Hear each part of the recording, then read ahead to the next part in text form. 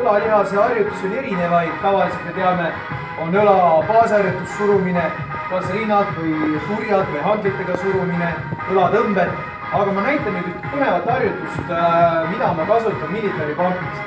Stardiasend on selline, surud ülesse ja teisele küljele.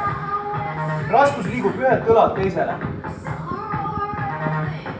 Kui läheb raskeks, sa võid kergelt jalgadega töötada, aga sa pead arvestama siis, et jalad võtavad seda õla koormust vähemaks.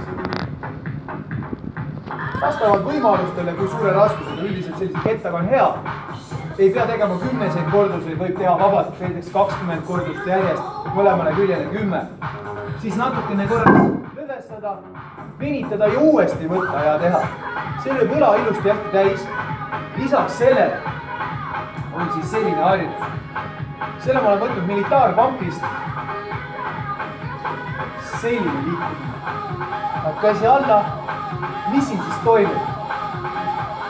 Õlg on venituses, isegi natukene biitsepsil ja peab tunnistama, et seda harjutust teed umbes aja peale minut aega järjest ja sa tunned, kuidas hakkab see õlg vaikselt ära väsima. Hästi mõnus harjutus, soovitan ka kindlasti proovida ning üks selline hästi kiire variant, millega sa saad kõik õlaosad, tagumise, keskmise, esimese osa kõik ilusti läbi treenida, on siis selline kombo.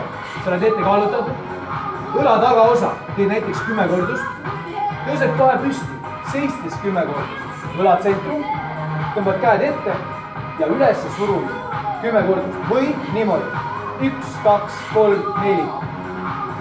Saab 10 ära, kohe ette, 9 kordust, 9 kordust, 9, kohe edasi, 8, 8, 8, 7, 7 ja kuni 1-ni välja, järjest.